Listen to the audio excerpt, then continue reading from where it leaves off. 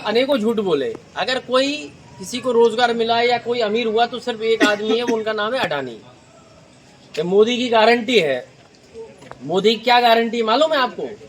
मोदी की गारंटी है कि देश को भुखमरी की ओर ले जाके छोड़े आएंगे, पटके आएंगे कुआं में। ये मोदी की पहली गारंटी है। दूसरी गारंटी है कि सारे युवाओं को जिनका रोजगार अभी वर्तमान में मिला भी हुआ, उनका भी छीन के समाप्त कर दें, उनका भी छुड़ा लेंगे। और किसानों के तो बिल आपको याद ही होंगे, 3 काले कानून आए थे, फिर तीनों कानून समाप्त करने पड़े। उसमें बहुत बड़ा आंदोलन चला, महीनों 100 से ऊपर किसानों की जान चली गई। जब 100 जाने ले लें तब इनको याद आया कि नहीं अब थम जाए, तो इनने कानून वापस लिया। लेकिन अभी ले लिया है, हो सकता है आगे फिर ले आएंगे। अगर इनकी सरकार बन जाएगी तो ना ये संविधान छोड़ेंगे, ना ये किसानों को छोड़ेंगे। और कांग्रेस को तो बिल्कुल वैसे ही, वो आधी पार्टी, सारी विपक्षी पार्टियां तो जेल में वैसे ही डाल रखी है। तो कुल मिला के युद्ध का मजा कब आता है?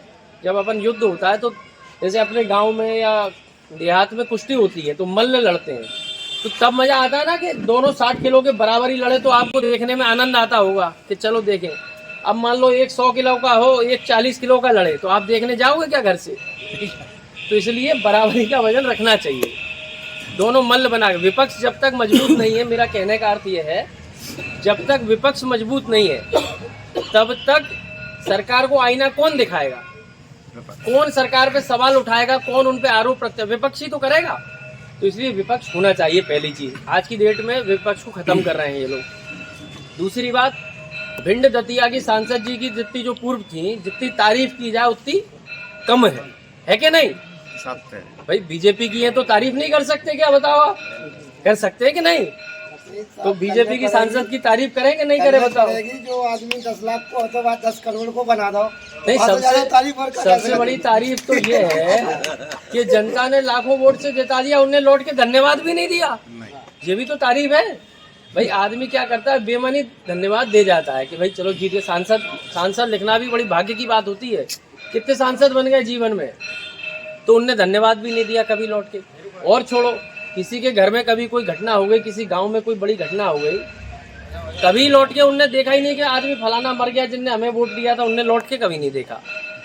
किसी के यहाँ कोई बच्चा हुआ या किसी के शादी ब्याह काज हुआ, उनने कहा हम नहीं जा रहे, सीधे 5 साल बाद। संसद में कभी बोलती हुई देखा क्या आपने?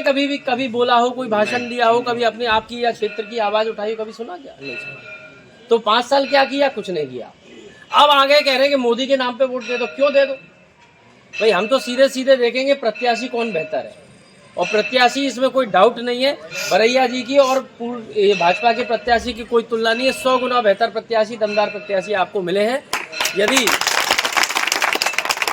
आप बरैया साहब को जिता करके भेजते हो तो मैं आपको विश्वास दिलाता हूं, आपके वोट का सम्मान भी रहेगा, आपका स्वाभिमान भी जिंदा रहेगा, और आपके काम भी होंगे। अनेकों कार्य अटके पड़े हुए हैं, आपके काम भी होंगे। जब आप बुलाओगे, आपके सुख दुख में शामिल रहेंगे।